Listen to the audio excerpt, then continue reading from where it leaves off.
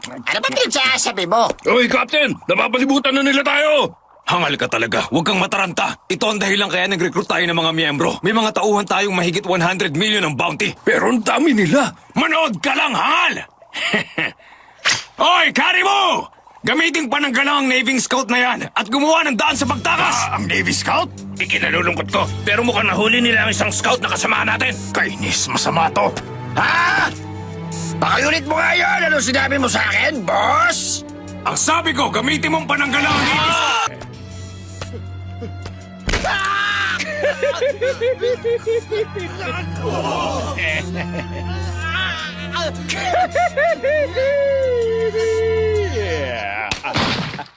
Huh?